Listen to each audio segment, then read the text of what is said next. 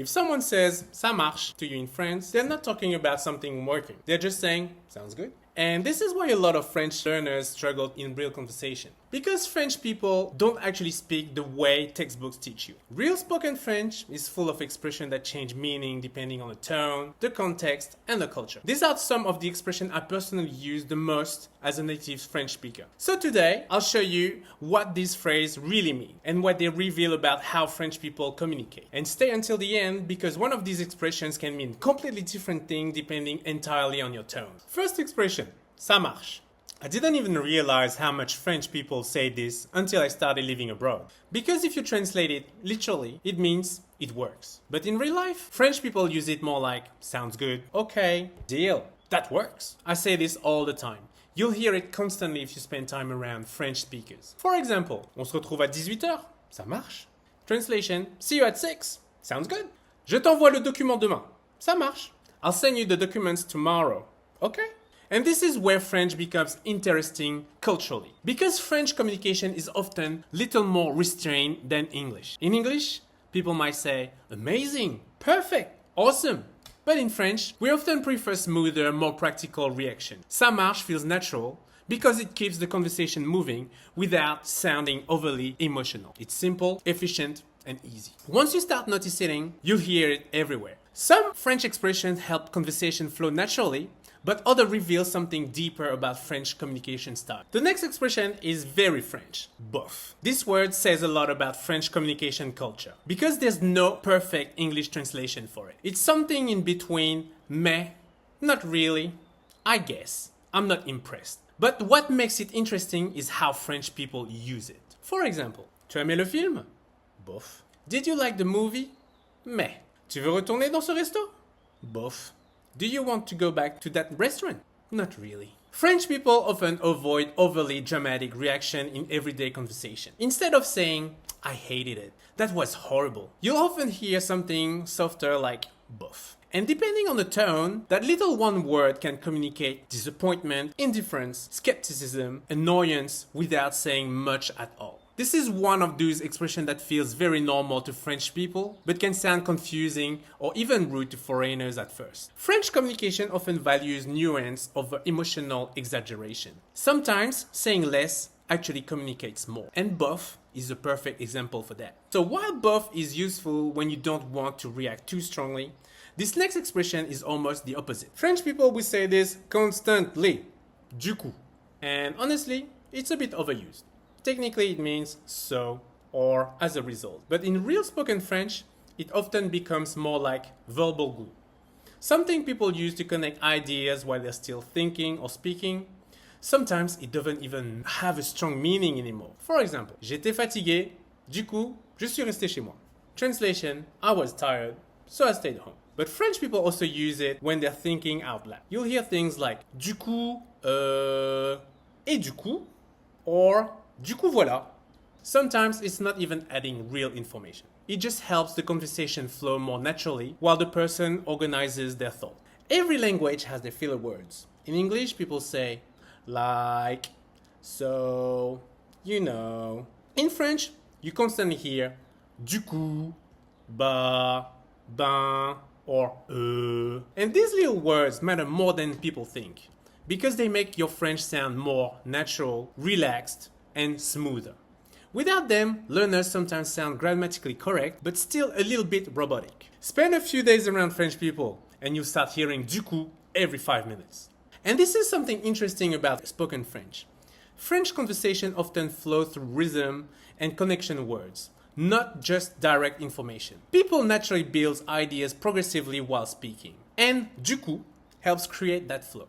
But this next expression is where spoken French becomes really confusing for learners, because the emotional meaning is almost the opposite of the literal meaning, grave. Normally, this word means serious, severe, grave. So if you translate it literally, you'd expect something negative. But in spoken French, people use it all the time to mean totally, absolutely, for real. This one surprises a lot of learners the first time they hear it. For example, c'était bien le resto? Grave. Translation, was the restaurant good? Totally. Tu viens demain? Grave. Translation, you are coming tomorrow? Absolutely. Il fait trop chaud aujourd'hui. Grave. Translation, it's way too hot today. Seriously. And this happens a lot in spoken French. Words slowly evolve emotionally over time. Native speakers start using them differently from their original meaning. And grave became a way to add intensity, agreement, emphasis. It's very expressive, very conversational, and very natural. This is one of those words French people use so naturally, we don't even think about how strange it sounds literally. But if you translate it word for word, it makes almost no sense. And that's exactly why direct translation can be dangerous when learning French. Real spoken French relies heavily on the tone, the emotion, the rhythm, and shared social understanding, not just dictionary definitions. Sometimes the emotional meaning matters more than the literal meaning itself. Grave isn't the only word French people transform like this. You also hear franchement, genre, bah oui, constantly in everyday conversation. This next expression is another one French people use all the time to show strong agreement. Carrément. Literal translation, something like squarely, which honestly makes absolutely no sense if you translate it directly. But in spoken French, carrément means absolutely, definitely, or for sure. And compared to grave, this one often feels a little more intentional and emphatic. For example, tu veux partir vivre à l'étranger un jour?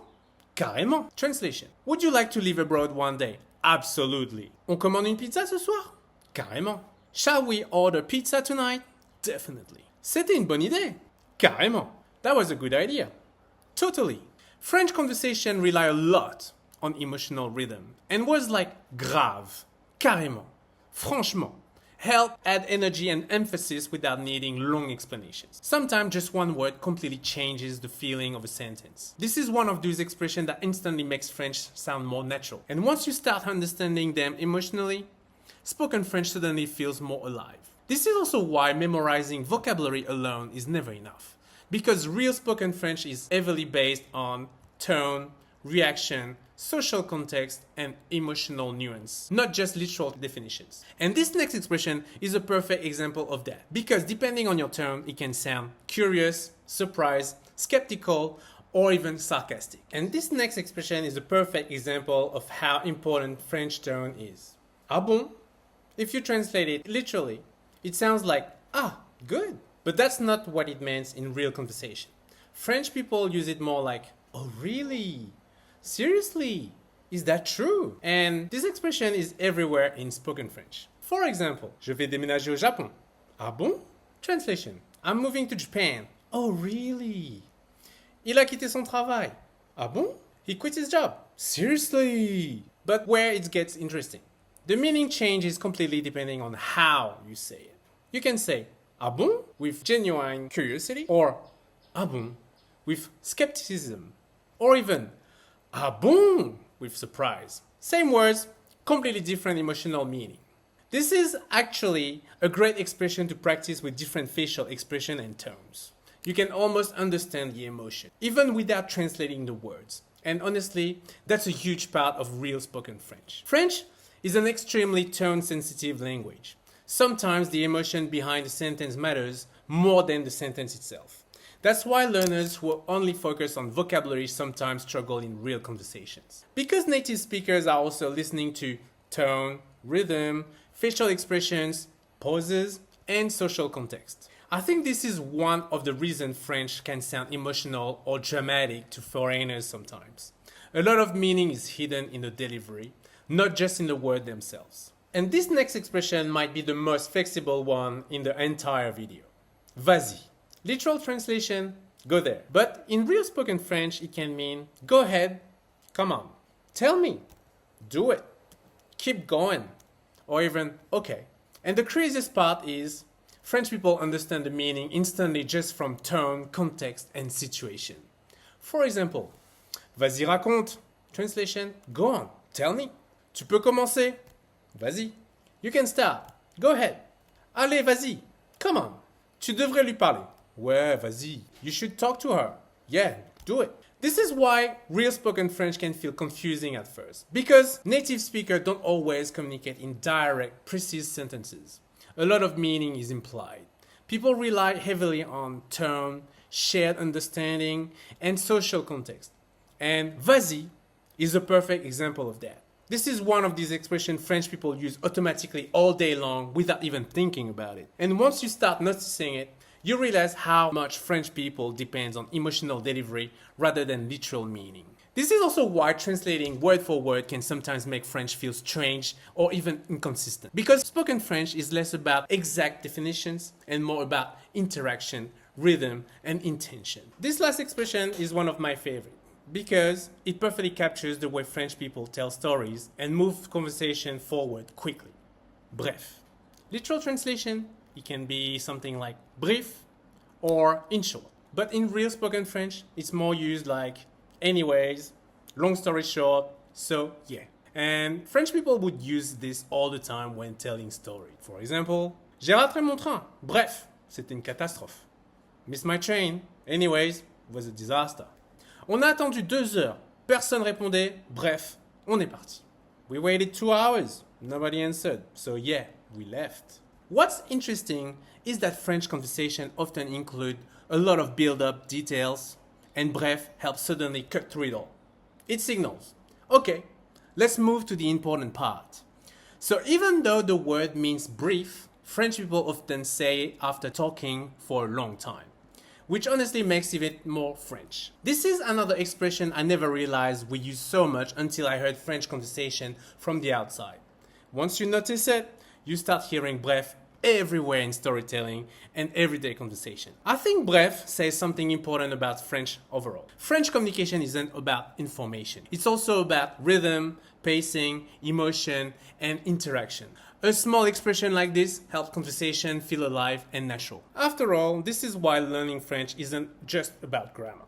Because if you translate everything literally, you miss the tone, the emotion, the social meaning, and the cultural logic behind the language. The more natural French starts sounding to you, the more you stop translating word for word and start understanding how French people actually communicate. So tell me, which one of these expressions surprised you the most? And what's a French phrase that still confuses you? Leave a comment.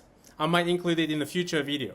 And if you want more video about real spoken French, cultural meaning, and how native speakers actually communicate, subscribe for the next one.